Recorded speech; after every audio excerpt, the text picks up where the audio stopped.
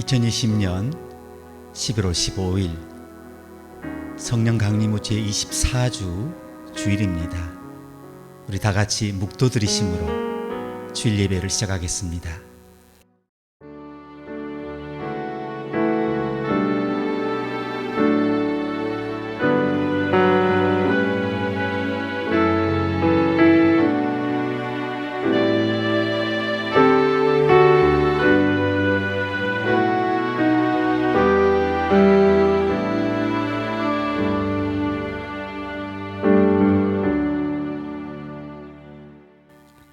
사랑하는 아버지, 주께서 우리를 인도하심을 감사합니다. 주의 길은 분명하니 오늘도 내일도 계속해서 두려움 없이 앞으로 나아가게 해주십시오. 우리 곁에 계신 주님을 경청하게 해주십시오. 주의 손이 모든 것을 통제하고 계시니 우리가 쉬고 있을 때에도 주께서 우리를 통해 더 역사하심을 기억하게 해주십시오. 천천히 그리고 조용히 맡겨주신 직무에서 맡기실 직무로 이동하게 해주십시오. 그 사이에 쉬며 기도하며 분주함에 쫓기지 않게 해주십시오. 주께서 이르신 모든 것을 잘 정돈하며 하나님 안에서 진정한 평화와 기쁨을 발견하게 해주십시오.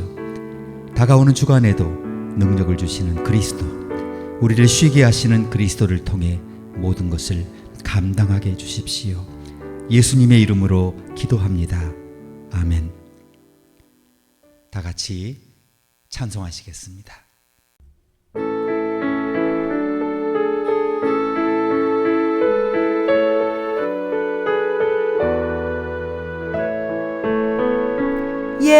예수가 거느리시니 즐겁고 평안하구나. 주야의 자고 깨는 것 예수가 거느리시네. 주 날 항상 돌보시고 날 친히 거느리시네. 주 날 항상 돌보시고 날 친히 거느리시네. 때때로 괴로움 당하면 때때로 기쁨 누리네. 풍파 중에 거느리고 평안할 때 거느리네. 주 날 항상 돌보시고 날 친히 거느리시네. 주 날 항상 돌보시고 날 친히 거느리시네. 이 세상 이별할 때에 지옥의 권세 이기네. 천국에 있을 때에도 예수가 거느리시네.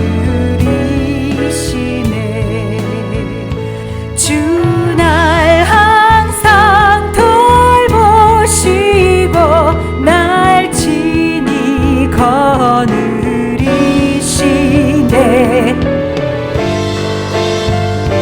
주 날 항상 돌보시고 날 친히 거느리시네.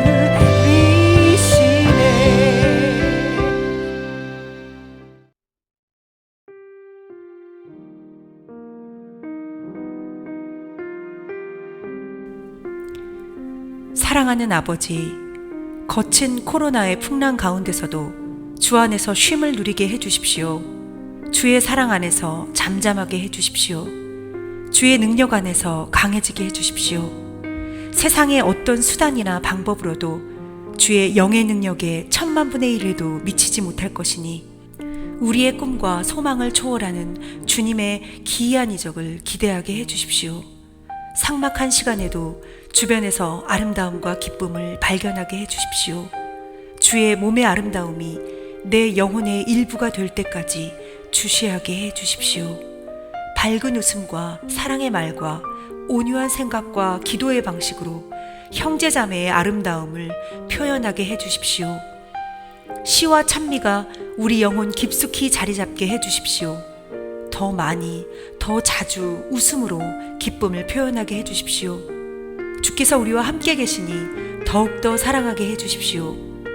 고난의 시간에는 우리가 평온함을 잃지 않고 행복해 하기만 해도 된다는 것을 기억하게 해주십시오. 나머지는 하나님이 다 처리하시며 어떤 사악한 힘도 주님의 능력을 회방할 수 없음을 믿게 해주십시오.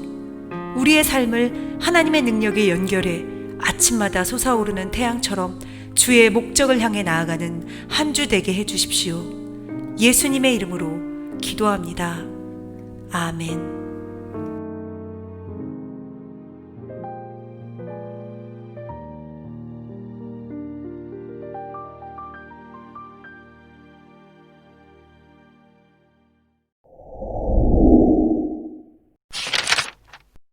무릇 하나님의 영으로 인도함을 받는 사람은 곧 하나님의 아들이라.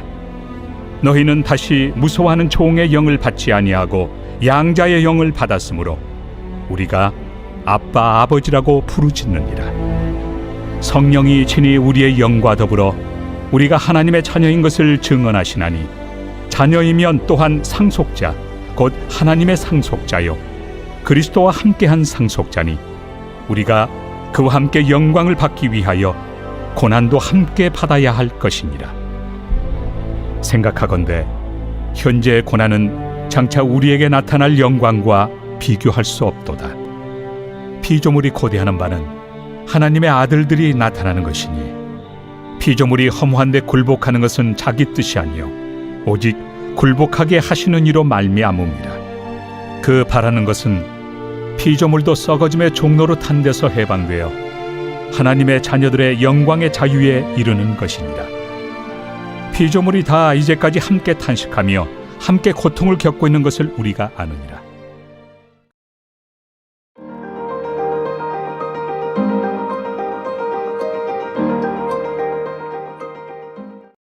하나님의 영의 인도란 제목으로 오늘 함께 은혜를 나누시겠습니다. 한 부부가 탄약이 든 어떤 작은 상자를 들고 경찰서에 찾아왔습니다. 그들은 그 나무 상자를 건네면서 삼촌이 이라크 전쟁에 참전했는데 기념으로 가져온 그런 총알 2개가 그 안에 들어있다고 설명을 했습니다. 그들은 그동안 아이들의 손이 닿지 않는 그 캐비닛 서랍에 총알을 보관했다고 설명을 했습니다. 그래서 경찰이 상자를 열고 총알 하나를 꺼냈을 때 총알 상단이 떨어지며 이상한 모양의 검은 물질이 드러났습니다. 경찰이 또 다른 총알의 윗부분을 제거했더니 이번에는 딱딱한 흰색 물질이 드러났습니다. 조사하던 경찰들이 그것을 만져보고 즐겁게 웃었습니다. 부부가 가져온 총알은 사실은 아주 작은 소금과 후추를 담은 통이었던 것입니다. 이 부부는 수년간 무해한 소금과 후추통을 두려워했습니다. 물론 그들은 그것이 무해하다는 것을 몰랐습니다. 마음속으로 그들은 그것이 두려운 존재라고 상상했습니다. 그들은 그것이 언제라도 발사될 수 있다고 생각을 했습니다. 우리의 마음이 얼마나 많은 불편과 고통을 초래할 수 있는지 알고 나면 참 재밌습니다. 그러나 때로 우리의 마음이 비참한 결과를 초래할 수 있습니다. 언젠가 타임지는 비행기에 대한 공포증 있는 유명한 사람들에 대해서 보도한 적이 있습니다.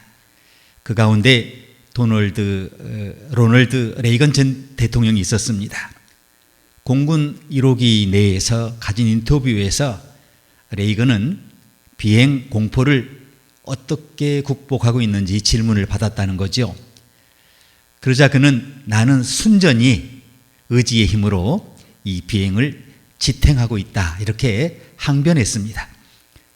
하지만 세계에서 비행기보다 더 안전한 교통수단은 없습니다.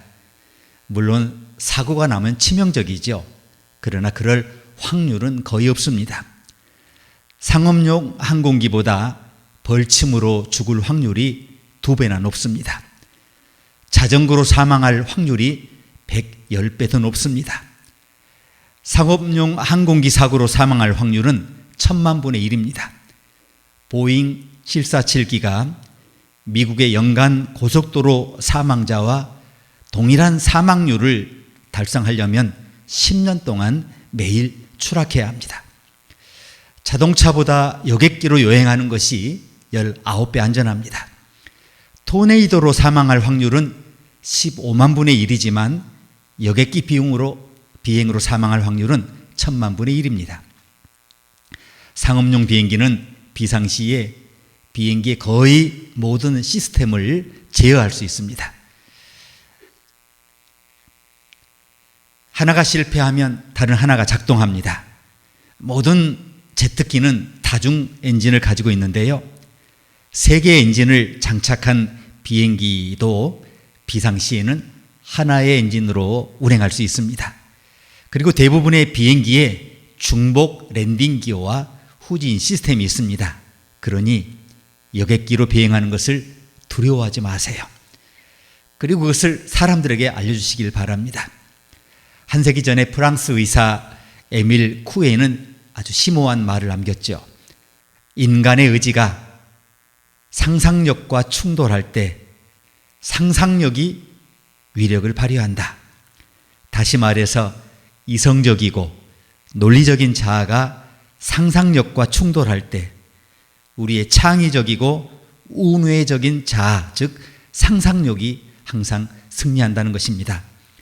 간단히 말해서 저와 여러분의 상상력이 열쇠라는 거죠. 예를 들어 봅니다. 어린이는 침대 아래에 괴물이 없다고 듣지만 불이 꺼지면 상상력이 솟구치면서 괴물이 나올까 봐 몸소리칩니다. 사실 두려움의 대부분이 우리 상상의 산물이 아닙니까? 지금 우리를 실제로 위협하는 괴물은 없지만 우리의 상상력은 거기에 열광합니다. 아프면 어떻게? 내 아이가 잘못된 유행에 빠지면 어떻게 될까?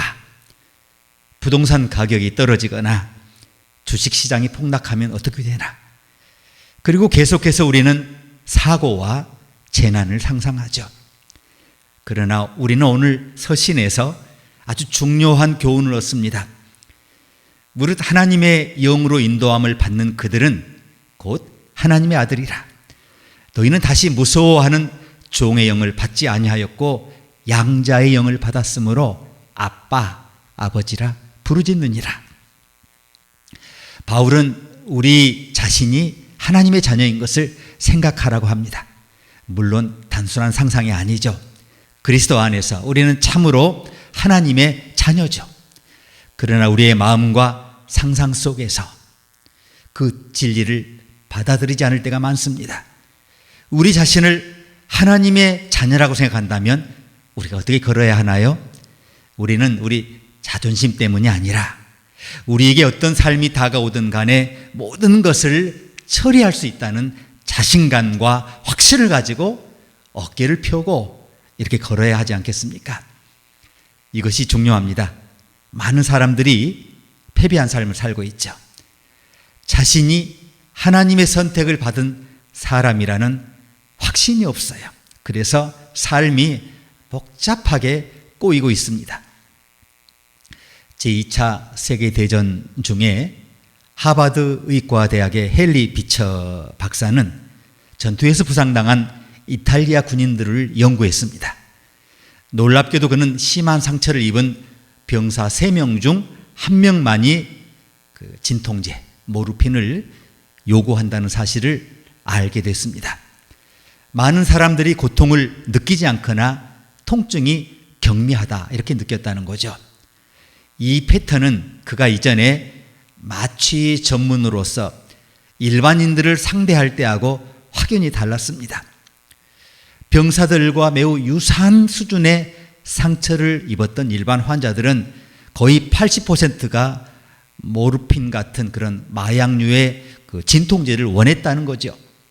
아시는 대로 모르핀은 주로 환자의 공포와 불안을 경감시키는 마법을 부리죠.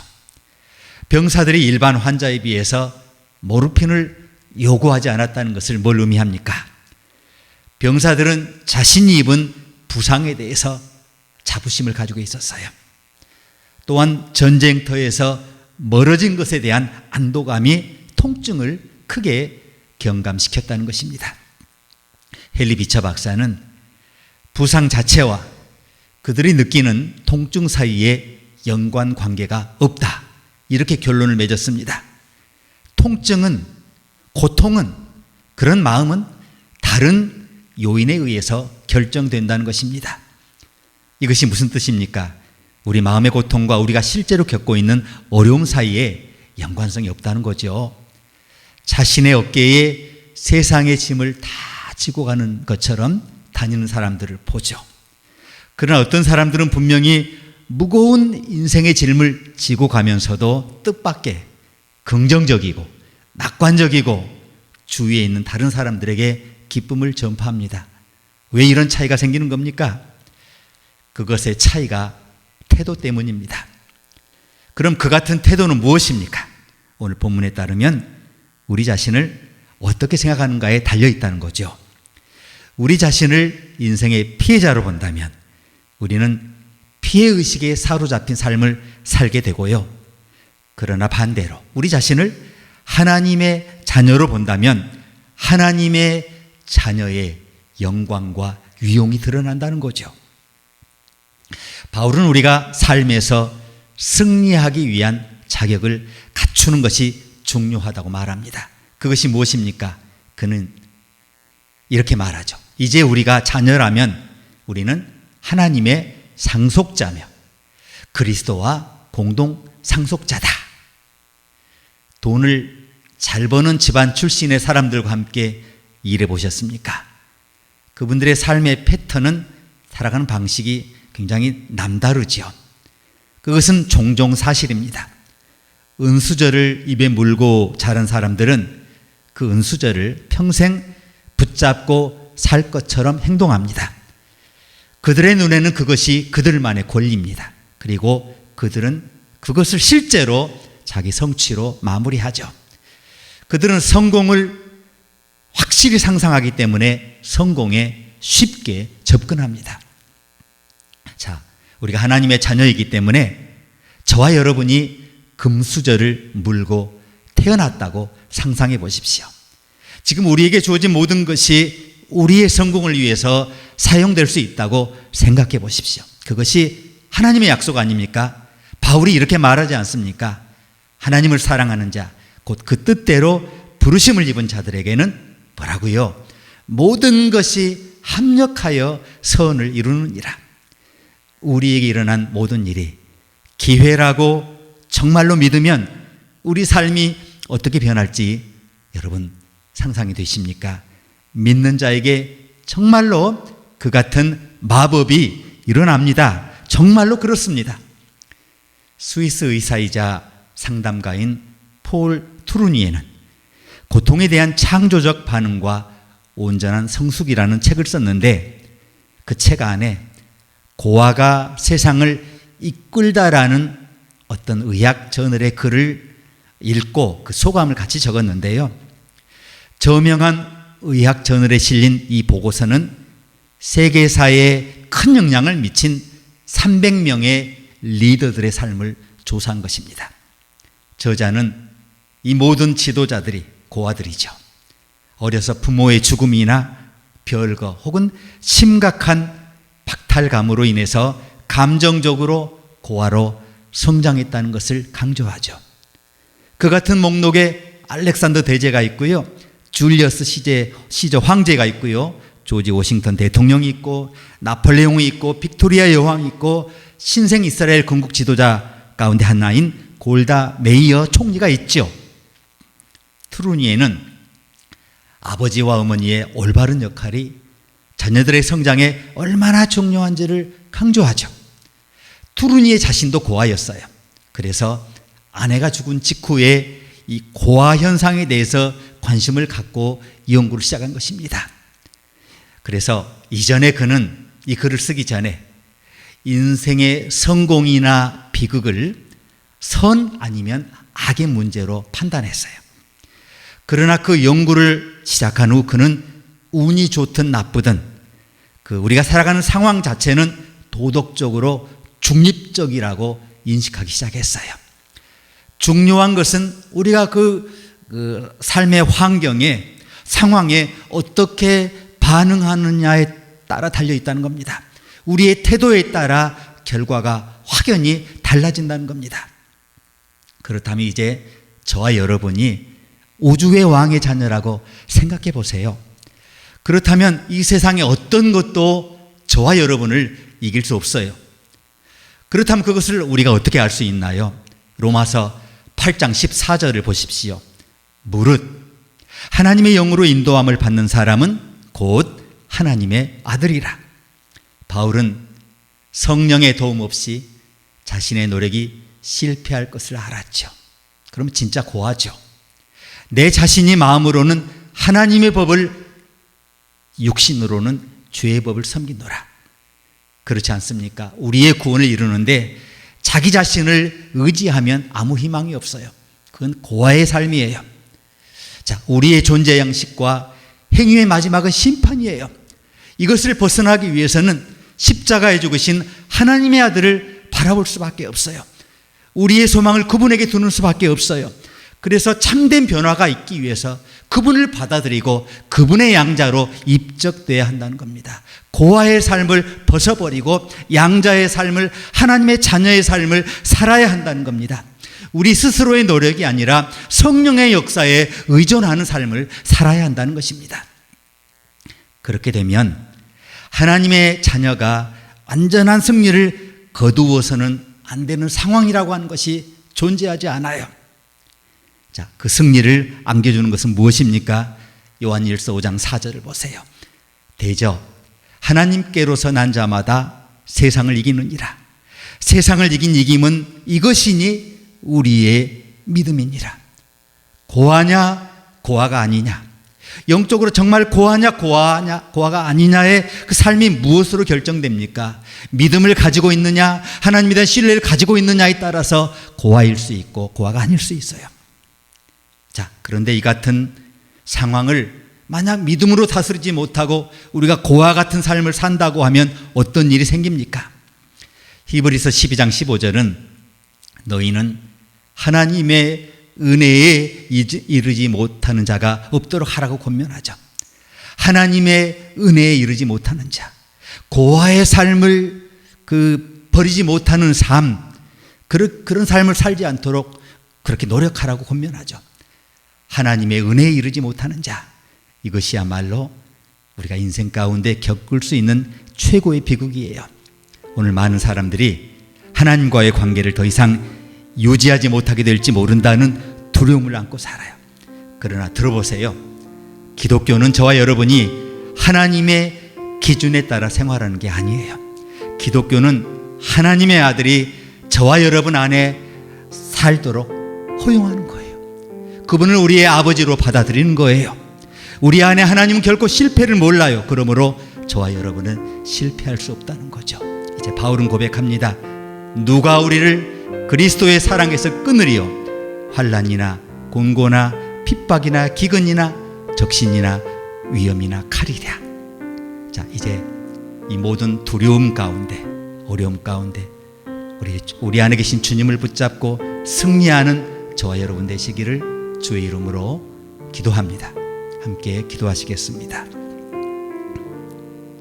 하나님 아버지, 어려움을 만날 때 우리와 함께 걸으시며 우리의 고난에 동참하시며 함께 문제를 풀어가시며 그곳으로 우리를 연단하셔서 큰 믿음을 갖고 큰 축복을 누릴 그릇으로 확정하시고 우리에게 놀라운 하늘의 영광의 위엄과 상속의 아버지 그 축복을 이렇게 부어주시는 하나님을 기대하며 상상하며 바라며 다가온 한 주도 승리할 수 있도록 우리의 걸음걸음을 축복하여 주십시오. 예수님의 이름으로 기도합니다. 아멘.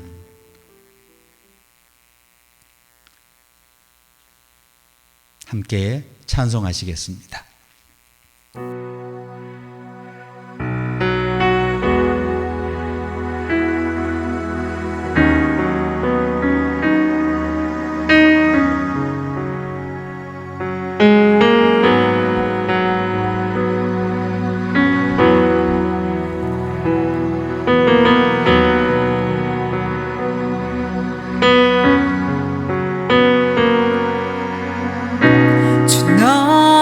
너에게 복 주며 은혜 베푸시길 나 원하노라. 그 얼굴에 평강을 주시기를.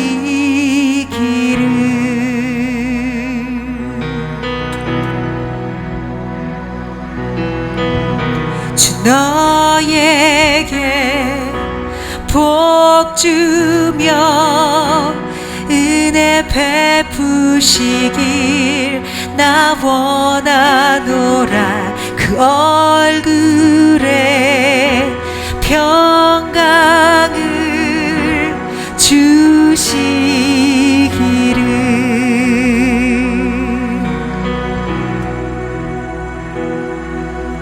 아멘 아멘 아멘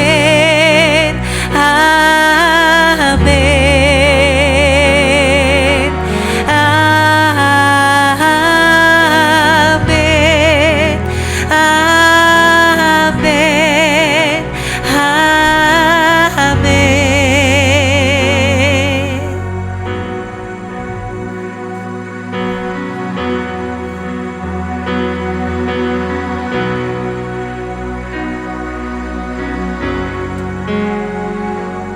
주의 은혜 너의 위에 오고 오는 세대 위에 가족 위에 자녀 위에 자손 위에 자손 위에 주의 은혜 너의 위에 오고 오는 세대 위에 가족 위에 자녀 위에 자손 위에 자손 위에.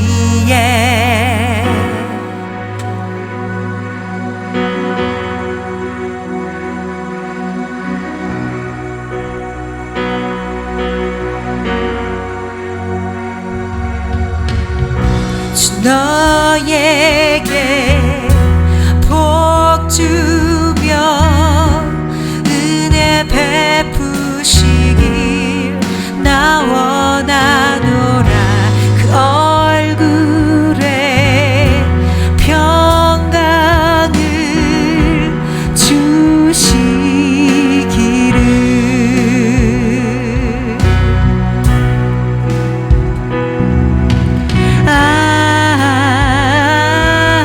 아멘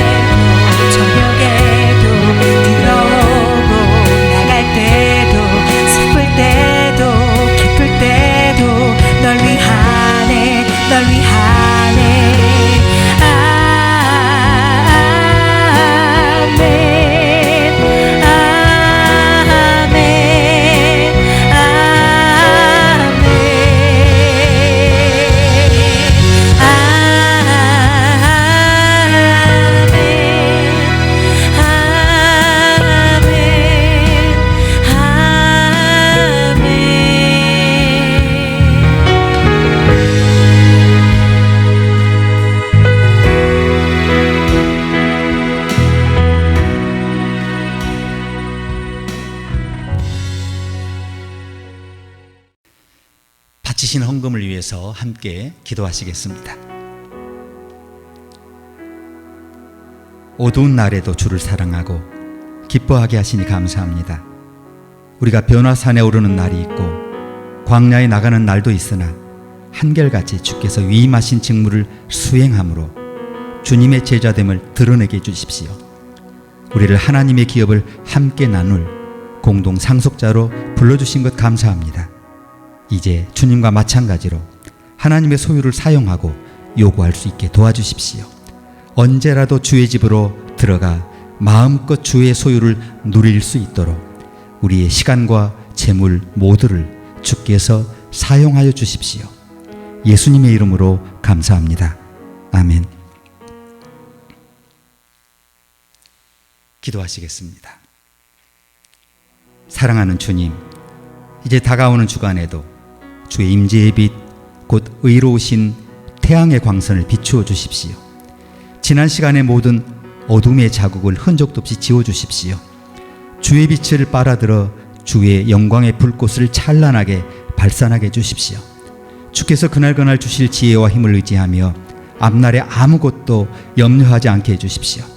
세상이 보는 눈으로 보면 안 된다는 것을 기억하며 주 안에 새로운 삶, 되살아난 삶을 향해 나아가게 해주십시오.